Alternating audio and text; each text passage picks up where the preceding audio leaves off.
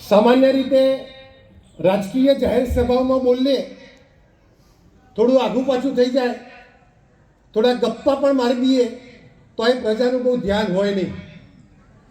ટીવીમાં બોલવાનું હોય ત્યારે લાખના હજારના લાખ થઈ જાય તો એ કોઈ કમ્પ્લેન સાહેબ કરતું નહીં આમ તો મોટા ભાગે.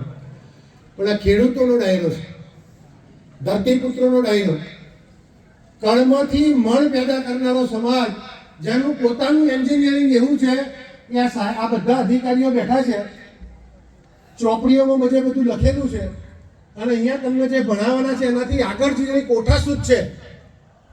અનેક વિટમણાઓ, મજૂરો મળે નહીં, પાણીની સમસ્યા, 1000 ફૂટે પાણી, વરસાદ પડે, વરસાદ ના પડે, અતિવૃષ્ટિ થાય, અનાવૃષ્ટિ થાય, તૈયાર પાક બગડી જાય, ખેતી ખોટમાં જાય.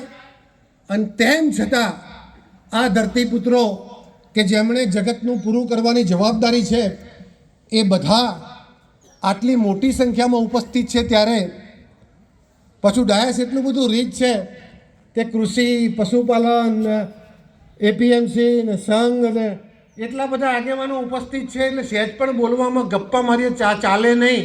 આટલા બધા નિષ્ણાતો અહીંયા, આપણા ચાવડા સાહેબ પણ એકદમ આ વિષયના નિષ્ણાત છે. બે બાજુ છે, અહીંયા 2 ભાગ છે બહેનો છે અને 1 ભાગ ભાઈઓનો છે. આ બાજુ આ બધા બહેનો છે ને પશુપાલન અને ખેતી, તો પશુપાલનના આખા રાજ્યની જવાબદારી પાછી ચાવડા સાહેબના ઘેર છે. બેન પશુપાલન નિયામક તરીકે આખા રાજ્યના પશુપાલનની જવાબદારી સંભાળે છે. એટલે એવા સંજોગોમાં મારા શબ્દોનો ગજ અહીંયા કંઈક કહેવા માટે ટૂંકો પડે. પણ ખેતી ખોટમાં જાય છે. રાજ્ય સરકારે અનેક પ્રયત્નો કર્યા, તેમ છતાં છેલ્લા 10-15 વર્ષમાં ગામડા તૂટતા જાય છે. ખેતી તરફથી નવી પેઢી દૂર ભાગતી જાય છે. ખેડૂત અને ખેતર તઈને ત્રિભેટે ઊભા છે. ક્યાંય પણ કલેક્ટરના દીકરાને કલેક્ટર બનવું છે, ડૉક્ટરના દીકરાને ડૉક્ટર બનવું છે, એન્જિનિયરના દીકરાને એન્જિનિયર બનવું છે, પણ ખેડૂતના દીકરાને ખેડૂત નથી બનવું. કોઈ મા બાપ એવું ઈચ્છતો નથી કે મારો દીકરો ખેતી કરે. બાપા તો ઈચ્છે થોડું, પણ આ બાજુવાળા તો સહેજે ના પાડી દે. કારણો તપાસવાના છે. 4 કારણો છે. એક કુદરતી આપત્તિ, બીજું સરકારની જવાબદારી, ત્રીજું આ ખેડૂતની પોતાની જવાબદારી, અને ચોથું સામાજિક જે સમસ્યાઓ પેદા થઈ છે આ બહેનોના કારણે. આ 4 કારણે ખેતી ખોટમાં જાય છે. એક સમય હતો કે ખેતી એટલે ઉત્તમ ખેતી એવું કહેવાતું હતું. તમારા ઘેર દીકરીનો કે દીકરાનો સંબંધ કરવાનો હોય તો એવું પૂછવામાં આવે કે તમારા કેટલી જમીન છે, તમારા ઘેર દૂધણા કેટલા છે, એવી આપણે પૂછા કરતા હતા અને પછી સંબંધ કરતા હતા. આજે એવું પૂછીએ છીએ કે એકલા રહે છે, આપણે એવું પૂછીએ છીએ કે શહેરમાં ઘર છે, આપણે એવું પૂછીએ છીએ કે નોકરી છે, પટ્ટાવાળાની એ ચાલશે. આ સ્થિતિનું નિર્માણ કેમ થયું? સૌથી પહેલી કુદરતી આફતો. સ્થિતિ એવી બની કે પ્રકૃતિ સાથેનું જોડાણ જે આપણે તે તૂટી ગયું. આપણી જે જવાબદારી હતી, આઈન્સ્ટાઈન એટલો મોટો વૈજ્ઞાનિક હતો, એને હમણાં ઓક્સફર્ડના એક ભાષણમાં કીધું, ભૌતિક વિજ્ઞાનના પ્રોફેસરો અને વૈજ્ઞાનિકોના ભાષણમાં કીધું કે તમે સંશોધનો ગમે તેટલા કરો, તમે નવી શોધો લાવો વૈજ્ઞાનિક, પણ પ્રકૃતિની જે રૂખ છે, પ્રકૃતિએ આપણને જે શીખવાડ્યું છે એનાથી ઉપર ના કરતા પ્રકૃતિનું જતન કરવું પડશે અને સાથે સાથે વિજ્ઞાનનું આપણે જોડાણ કરવું પડશે. અને એટલે આપણે જય જવાન, જય કિસાન, જય વિજ્ઞાન કહીએ છીએ કે આપણી મૂળ જે સંસ્કૃતિ છે અને માણસે પ્રગતિ કરવાનો અધિકાર છે. દરેક માણસને જ્યાં છે ત્યાંથી ઉપર ઉઠવું જોઈએ. પણ ખેડૂતનો દીકરો ગામડા સાથેનું કનેક્શન તોડી નાખે, ખેડૂતનો દીકરો ખેતી સાથેનું તોડી નાખે, તમારી પ્રકૃતિ સાથેનું તમારું અનુસંધાન તૂટી જાય, તમારું ધરતી માતા સાથેનું કે ગૌ માતા સાથેનું અનુસંધાન તૂટી જાય તો મને લાગે છે કે ખેતી કોઈ સંજોગોમાં નફાકારક ના બને. આપણને બલરામ ભગવાને માં અન્નપૂર્ણાએ જવાબદારી આપી છે કે તમારું સમગ્ર જગતનું પૂરું કરવાની એની પેટ ભરવાની જવાબદારી છે. ભગવાને જ્યારે સૃષ્ટિનું સર્જન કર્યું ત્યારે બધા લોકોને કામની વહેંચણી કરતા હતા. નારદજી બધા લોકોને બોલાવી લાવે અને પછી ભગવાનની આગળ રજૂ કરે. પહેલાં એક ટોળું આવ્યું તો એક ટોળાને નારદજીએ કીધું કે અમને આશીર્વાદ આપો. ભગવાને આશીર્વાદ આપ્યા, માથા ઉપર મૂકીને આશીર્વાદ આપ્યા. એટલે નારદજીએ કીધું ભાઈ અમને કામની ફાળવણી કરો. તો એમને કામની ફાળવણી કરી કે તમારે આ જગતમાં બુદ્ધિનું કામ કરવાનું. આખા જગતને આચારસંહિતામાં રાખવા માટે, હિસાબમાં રાખવા માટે જે વાણિયાઓ છે, જે ચાર્ટર્ડ એકાઉન્ટન્ટો છે, જે કંપની સેક્રેટરી છે, જે વકીલો છે, કે જે લોકો જગતમાં હિસાબ રાખવાનું કામ કરે એવા એક સમાજનું નિર્માણ થયું. પછી બીજો એક લોટ આવ્યો, એમને ભગવાને મોં ઉપર આશીર્વાદ આપ્યા. નારદજીએ પૂછ્યું કે અમને કામ શું કરવાનું? એટલે કે આ બધા ભૂદેવો બનશે. સમાજમાં ભિન્ન ભિન્ન પ્રકારના લોકો, ભિન્ન ભિન્ન વિચારધારાના લોકો હશે. આપણી સૃષ્ટિની, આપણા વેદો ઉપનિષદોની જે આચારસંહિતા છે, મનુષ્ય જીવનની જે રીતિ છે, એમાં રાખવાનું કામ આ લોકો ભૂદેવો કરશે. એ બધા લોકો આપણને ગીતા જ્ઞાન, વેદો ઉપનિષદોનું જ્ઞાન આપશે અને મનુષ્ય તરીકેની જવાબદારી છે, શાસ્ત્રોક્ત જે જવાબદારી છે એ આ સમાજ પેદા કરશે. પછી ત્રીજો એક લોટ આવ્યો, એટલે ભગવાને એને ખભા ઉપર આશીર્વાદ આપ્યા. નારદજી કે એમને કામ શું કરવાનું? તો કે સમાજનું જ્યારે નિર્માણ થાય ત્યારે વિભિન્ન સમાજ, વિભિન્ન પ્રકૃતિના લોકો આવે, મતભેદો મનભેદો થાય અને નબળો માણસને સહન ના કરવું પડે. મોટા માણસો હોય, જમીનદારો હોય, મુખી મતાદાર હોય કે તાકાતવાળા લોકો એ નાના માણસોને હેરાન ના કરે. એટલે સુરક્ષાનું કામ, સૈનિકની જવાબદારી, ક્ષત્રિય સમાજનું નિર્માણ કર્યું. આખા સમાજની જવાબદારી એ લોકોને એ કામ સોંપ્યું. પછી ચોથો સમાજ આવ્યો તો એને આશીર્વાદ આપ્યા પગ ઉપર. તો કે શું કામ કરવાનું? તો કે સૃષ્ટિમાં આપણે કામ તો કરવું પડશે ને. કોઈ પણ પ્રકારનું પ્રોડક્ટ હશે, વેપારી હશે, ફેરિયા રેકડી હશે, કોઈ ખેતી કરતો હશે, કોઈ મજૂરી કરતો હશે. એટલે શુદ્ર સમાજ એટલે જેને પોતાના શારીરિક શ્રમથી આ સમાજનું યોગદાન કરવાનું, એવા એક સમાજનું નિર્માણ થયું. પણ ગણતરીમાં નારદજીને ભૂલ થઈ ગઈ ચાવડા સાહેબ. એટલે 60% લોકો રહી ગયા, 40%ને જ કામ અપાયું. આખું મોટું ટોળું રહી ગયું. એટલે મૂંઝાયા. પછી પૂછ્યું શું કરશું? એટલે બધા લોકોને બોલાવી લીધા એક સાથે. અને ચાવડા ભાઈ નારદજીએ કીધું કે બધા એકબીજાને હાથ મૂકીને ઊભા રહો. મૂકીને ભગવાને આશીર્વાદ આપ્યા. ભગવાન કે નારદજી આશીર્વાદ ઉપરથી નીચે સુધી તો પૂરા થઈ ગયા, હવે ક્યાં આપું? એટલે નારદજીએ કીધું કે માથેથી ચાલુ કરીને પગ સુધીના આશીર્વાદ આપી દો. એટલે ભગવાને આમ કરીને હાથ આખા શરીર ઉપર ફેરવી દીધો. તો પછી કે હવે કામ શું કરશે? તો એ આખા જગતનું પૂરું કરવાનું કામ એ કરશે. આ કણબીનો અવતાર, આ નવો કણબીનો સમાજ, ખેડૂતનો સમાજ પેદા થશે. અને તમે જુઓ, હિસાબ પણ જોરદાર રાખે. તમારામાંથી ચાર્ટર્ડ એકાઉન્ટન્ટ બને છે ને ત્યારે, એ પાછું શાસ્ત્રોનું જ્ઞાન પણ એટલું હોય. અને એ તમારા 4 કથાકાર પટેલમાંથી છે. તમે જુઓ કણબીમાંથી, તમે મહુડીવાળા સ્વામી જુઓ, તમે પ્રમુખ સ્વામી જુઓ, તમે મહંત સ્વામી જુઓ, તમે સૌરાષ્ટ્રમાં બધી ગાદીઓ જુઓ, તો કણબીઓ પણ શાસ્ત્રોનું જ્ઞાન ધરાવે છે. પછી ક્ષત્રિય સમાજનું આવ્યું તો તમે ખેડૂત જુઓ, એટલી તાકાત ભગવાને આપી છે કે શેઢા ઉપરનો થુવરિયો જો અડધો ફૂટ કાંતિ કાકા ફેરવે ને તો દારિયાથી હાથ વાળી નાખે. કોઈની જરૂર પડે? એક ઈંટ આખી પાછી મૂકી હોય ને તો ચાહે પોલીસમાં જવું ના પડે, ફટાક દઈને પાટું મારીને તોડી નાખે. અને છેલ્લું અડધી રાતે 12 વાગે કડકડતી ઠંડીમાં પાણી વાળી અને પેદા કરનારો સમાજ સવારે 4 વાગે ઉઠી અને આ બેનો ભેંસો ધોવા જાય, છાણ વાટીનું કરે, કાળી મજૂરી કરીને પેદા કરનારો સમાજ. આટલું બધું કર્યું અને તોય ખેડૂત બાપડો બિચારો બની ગયો. કારણ કે વૃક્ષારોપણનું કામ બંધ કરી દીધું, જળ સંચયનું કામ બંધ કરી દીધું. પ્રકૃતિ સાથે કુદરતી જે ખેતી હતી, અહીંયા વૈજ્ઞાનિકોએ સમજાવી કે પ્રકૃતિની સાથે ઝાડ, પછી નાના છોડ, પછી જમીનમાં વવાય.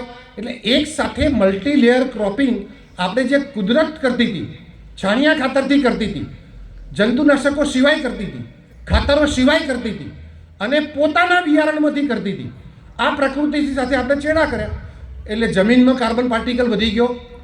એર કન્ડિશનર, ઓટોમોબાઈલ્સના એટલા બધા સાધનો અને એના કારણે હવામાં પણ કાર્બનનું પ્રમાણ એટલું વધી ગયું, AQI વધી ગયો. તો કુદરતનું ચક્ર બદલાઈ ગયું. ગમે ત્યારે વરસાદ પડે, ગમે ત્યારે વરસાદ બંધ થઈ જાય, ગમે ત્યારે વાવાઝોડું આવે, તૈયાર પાક બગડી જાય. આ 10 વર્ષમાં મોદી સાહેબના શાસનમાં 14 વખત ગુજરાતની સરકારે પેકેજ આપ્યા. 14 વખત પાક બગડી જાય, તૈયાર ઉગેલો સુકાઈ જાય, તૈયાર પલળી જાય. તો આ બધું થવાનું કારણ આપણે પોતે છીએ. અને સૌથી મોટી જવાબદારી મહેસાણા જિલ્લાની છે. સૌથી નીચું પાણી મહેસાણા જિલ્લામાં છે અને તેમ છતાં સૌથી ઓછું ડ્રીપ ઇરિગેશનનું કામ મહેસાણા જિલ્લામાં થાય છે. ગુજરાતમાં ડ્રીપ ઇરિગેશન 23 થી 24% થાય છે. આખા દેશની સરેરાશ 9%, 7 થી 9% છે. આપણા ત્યાં 23 થી 24% ડ્રીપ ઇરિગેશનમાં ગુજરાત સમગ્ર દેશમાં નંબર 1 છે. કારણ કે ગુજરાતની સરકાર ડ્રીપ ઇરિગેશનમાં સૌથી વધારે સબસિડી 70 થી 90, 85% સુધીની સબસિડી એ માત્ર ગુજરાત સરકાર જ આપે છે. ક્યાંય 50%થી વધારે સબસિડી નથી. અને તેમ છતાં મહેસાણા જિલ્લો, જેનું પાણી સૌથી મોંઘું છે, એ લોકો ડ્રીપ નથી કરતા. તમારી બાજુમાં પાટણ અને બનાસકાંઠા જિલ્લો સમગ્ર રાજ્યનું 50% ડ્રીપ ઇરિગેશન, સ્પ્રિંકલર ઇરિગેશન કરે છે. તમે જુઓ, એક દિવસે થરાદ વાવમાં માઇગ્રેશન થતું હતું. હું મારા એક પરિવારના સ્વજન ત્યાં શિક્ષક હતા. એક અઠવાડિયે નહાવાનો વારો આવે એવું હતું, વારા કાઢેલા નહાવાના. પીવાનું પાણી તમે અડધો ગ્લાસ આપે. આવી સ્થિતિમાંથી આજે સૌથી વધારે દાડમનું ઉત્પાદન, હમણાં ચાવડા સાહેબ કહેતા હતા કે દાડમનું સેન્ટર ક્યાં, એક્સપોર્ટ સૌથી વધારે દાડમ થતા હોય તો બનાસકાંઠામાંથી થાય છે, માત્ર ને માત્ર જળ વ્યવસ્થાના કારણે. મારી આપ સૌને વિનંતી છે કે આ ઊંડા પાણીમાં ડ્રીપ ઇરિગેશનનો જે કન્સેપ્ટ છે એ આપણે સ્વીકારીએ. ઓછા સાધનોનો ઉપયોગ થાય, સામૂહિક ટ્રાન્સપોર્ટેશનનો ઉપયોગ થાય અને ઝાડ કુદરતી રીતે ઉગતા અને આપણા પોતાના ઉગાડવાના ઝાડનું કવરેજ વધે તો પાણીના જળ ઊંચા આવશે. એવી આ કુદરતની જવાબદારી છે, એમાંથી એક વિનંતી છે. બીજી જવાબદારી સરકારની. સરકાર મારબાજ છે, તમને બધાને પૂરક બનવાનો પ્રયાસ કરે. કારણ કે ખેડૂત છે એ પેદા કરે છે, એ અદાણી કે અંબાણી કે ટાટા પેદા કરવાના નથી. એના ઘરમાં પણ તમારા શાકભાજી, તમારું દૂધ, તમારું અનાજ જાય છે. કોઈ પણ ઉદ્યોગપતિ હશે, કોઈ પણ મંત્રી હશે, સંત્રી હશે, તો ખાવું તો તમારું જ પડશે. અને એટલે ખેડૂત ઊભો રહે, ખેતી ઊભી રહે, એટલા માટે સરકારની જવાબદારી છે. પાછલા વર્ષોમાં સરકારે જે કામ કર્યું, ખૂબ કામ કર્યું છે, પણ તેમ છતાં પૂરતું સાબિત નથી થતું. એક સમય હતો કે ખેતી માટે આવશ્યક પાણીની જવાબદારી, નર્મદા યોજના પૂરી કરવાનું કામ મોદી સાહેબના 17મા દિવસે ડેમના દરવાજા બંધ થયા. 10 વર્ષથી દરવાજા બનેલા હતા, 10 વર્ષથી ડેમ બનેલો હતો. ડેમમાં પાણી ભરાય એના કરતાં દરવાજામાં 3 ગણું પાણી ભરાતું. આજે આખા ઉનાળામાં આપણે પાણી આપવાના છીએ, શિયાળામાં તો આપીએ જ છે, આખા ઉનાળામાં 3 વર્ષથી પાણી આપીએ છીએ. એનું કારણ આ ડેમના દરવાજા બંધ થયા. સુજલામ સુફલામ યોજનાથી ઉત્તર ગુજરાતના 450 તળાવો ભરાય છે. તો તળાવમાં પીવાનું પાણી, પશુઓને પીવાનું પાણી અને એને આજુબાજુના ગામોમાં સિંચાઈ થાય છે એ સુજલામ સુફલામ પેડિંગ કેનાલથી થાય છે. અહીંયા 800, 900 1500 નથી થયાનું કારણ પણ સુજલામ સુફલામ પેડિંગ કેનાલ છે. તો સરકારે ખેડૂતો માટે નર્મદા યોજનાનું કામ પૂરું કર્યું. વીજળીનું કનેક્શન મેળવવું એટલે તમારે પાસપોર્ટ કે વિઝા મેળવવા જેવું કઠિન કામ હતું. 15 વર્ષ પહેલાં તમે જુઓ તો મેં મારું વીજળીનું કનેક્શન 87ની સાલમાં એપ્લાય કર્યું હતું.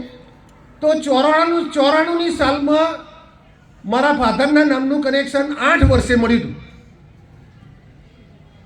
કાયદો એવો હતો કે પહેલાં બોર બનાવી દેવાનો, પછી ટેસ્ટ રિપોર્ટ આપવાનો, પછી અરજી કરવાની, પછી વેઇટિંગમાં નંબર લાગે, પછી 8 વર્ષે કનેક્શન આવે.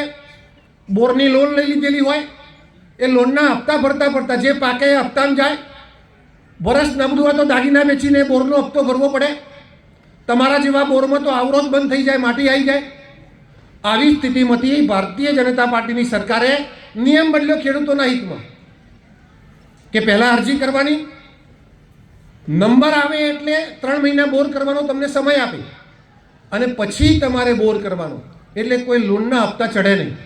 આજે ગુજરાતમાં 2000ની સાલમાં 4 લાખ કનેક્શન હતા, આજે 21 લાખ કનેક્શન માત્ર કૃષિના 21 લાખ કનેક્શન. એ પણ ગુજરાતની સરકાર 30 વર્ષની છે, પણ એના સંસાધનોની મર્યાદા હતી અને દર વર્ષે 50-60 હજાર કનેક્શન આપતા હતા. 2-3 વર્ષે કનેક્શન મળે એવી સ્થિતિ થઈ. આપ સૌના આશીર્વાદથી કેન્દ્રમાં ભારતીય જનતા પાર્ટીની સરકાર આવી. આદરણીય મોદી સાહેબે સુકાન સંભાળ્યું ત્યારથી રાજ્યોના વીજળી બોર્ડોને 50-50 હજાર કરોડ જેટલી રકમ આપી. એ લોકોનું સંસાધનોનું સ્ટ્રેન્થનિંગ થયું અને પાછલા 10 વર્ષમાં પ્રતિ વર્ષ આપણે 1 લાખ ખેડૂતોને વીજળીનું કનેક્શન આપીએ છીએ. 1 લાખ ખેડૂતોને.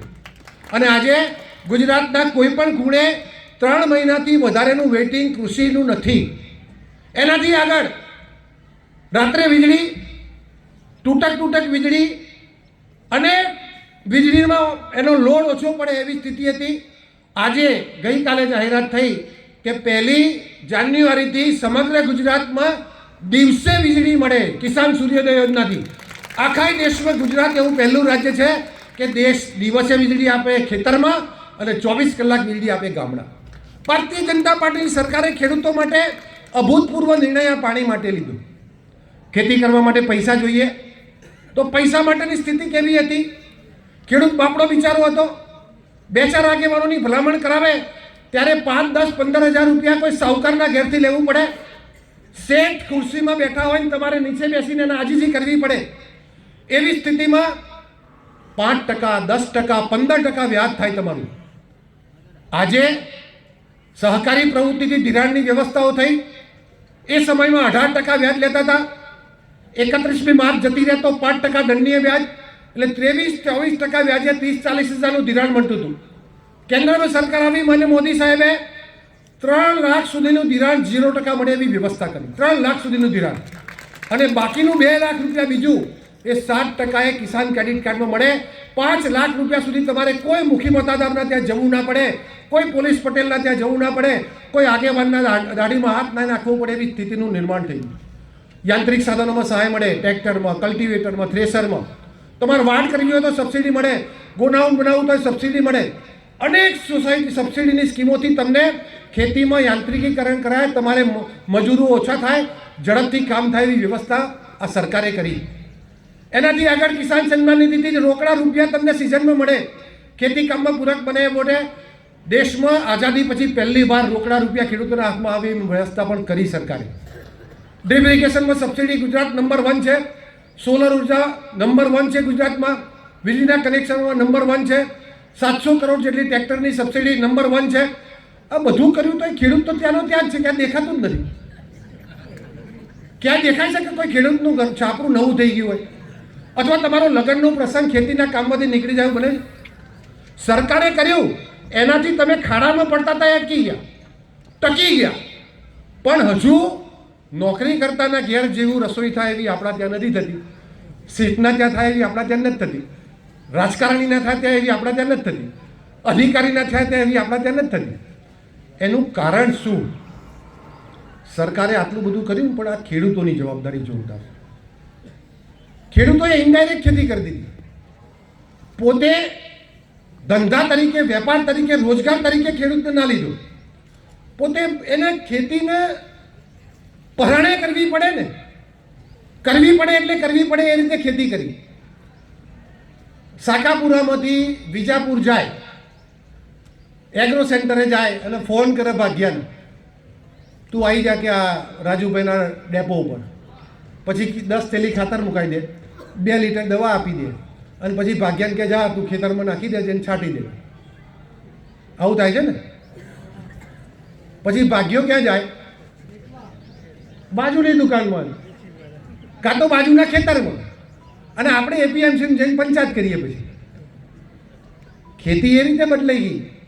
બાઇક લઈને કે ગાડી લઈને ખેતરમાં જતા થઈ ગયા. તમારું ખેતી સાથેનું, ધરતી માતા સાથેનું અનુસંધાન જોરદાર રહેવું જોઈએ.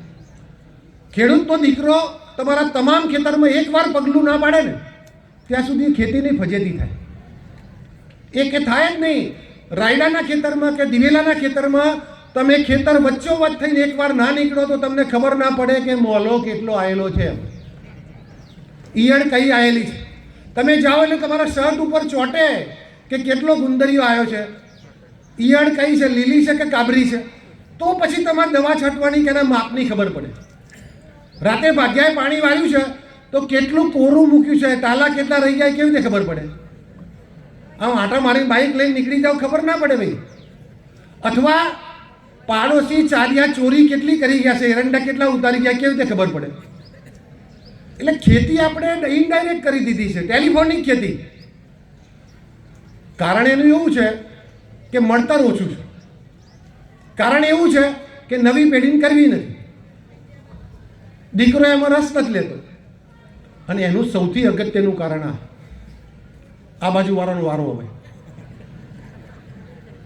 3 જવાબદારી, કુદરત, સરકાર અને ખેડૂત, એ 3ની જેટલી જવાબદારી તેજલબેન, 50% તમારી જવાબદારી. તમે પણ આવી ગયા.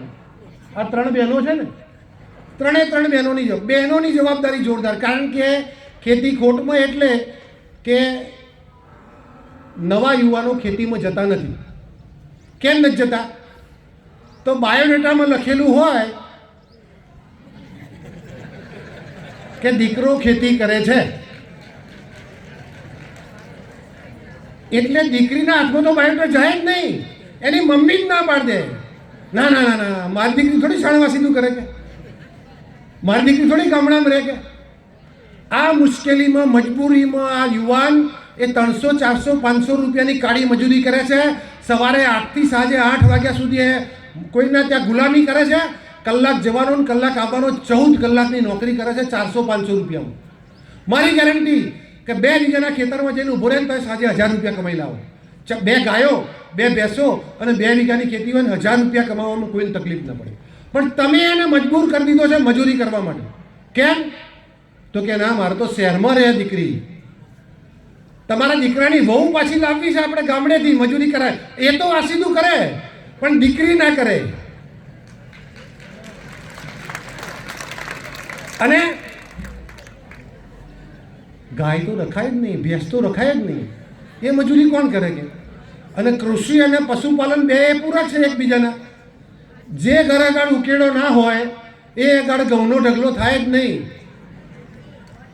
4 તેલી તમારા ઉકેડાનું જેટલા ટ્રેક્ટર ખાતર થાય એટલા ટ્રેક્ટર ઘઉં બાજરી ભરીને આવે. બાકી મેળ પડવાની ખેતીના તો ફજેતી જ થાય. ગાય તો તમે રાખતા નહીં. અને પાછા મંગળ ફેરામાં ગાવ તમે, પહેલું પહેલું મંગળિયું વર્તાય રે, પહેલે મંગળ સાના તે દાન દેવાય. સાના રાખો છો? પેલી ચાંદીની લાઈન શોકેસમાં મૂકી દેશો ને.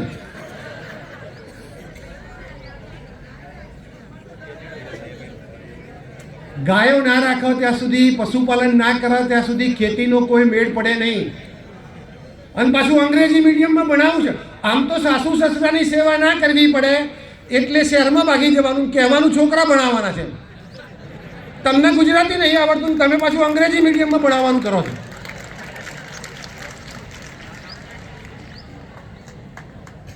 અહીંયા ટ્રેક્ટરનું એન્જિન બનાવવાનું થઈ ગયું હોય, બોરની મોટર બનાવવાની થઈ ગઈ હોય, અને તમે નક્કી કરો કે ના આપણે 4 ધામ જવું છે. માસીના છોકરા જઈ આવ્યા, મારા મોહારવાળા જઈ આવ્યા, અમારા પિયરવાળા બધા જઈ આવ્યા, આપણે એકલા જ બાકી છે કે. એટલે પેલાને કંઈ નવું ટ્રેક્ટર લાવવું હોય કે નવું બોર બનાવવું હોય કે નવું કામ કરવું હોય, તમે 2-3 લાખ રૂપિયાનો ધુમાડો 4 ધામમાં કરી દો. અને પાછા પેલું ભજન ગાય, કાનાને મિશ્રી ભાવે રે કાનાને. પેલો કાનો ભૂખ્યો જાય એને તો રોટલો ના કરી ચાલતા હોય, બિચારો ખેતરમાં કાળી મજૂરી કરીને આવે અને એને કેવું ભજનમાં જઉં છું, તમે આ ઢોક્યું છે ખાઈ લેજો એમ.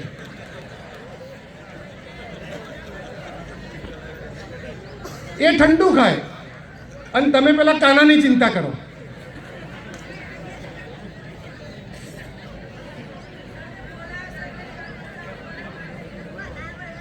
આ બધી વ્યવસ્થાઓ આપણે 5મો જે પેરામીટર છે, આપણી જીવન પદ્ધતિ બદલી કરી. એક સમય હતો ખેડૂતોના 4 આવક અને 4 જાવક હતા. કાંતિ કાકા 20 વર્ષ પહેલાંની કોઈ પણની ડાયરી કાઢો તો ખેડૂતની 4 આવક હતી. એ પોતાનું ખેતીનું પેદાશ વેચતો હતો, પછી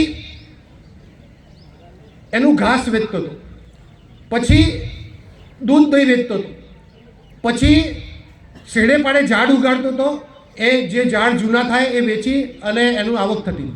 અને તેમ છતાં નાની બચત રહેતી હતી અને મુશ્કેલી પડે ને ત્યારે લોન નહોતી લેવી પડી. 4 જાવક હતી.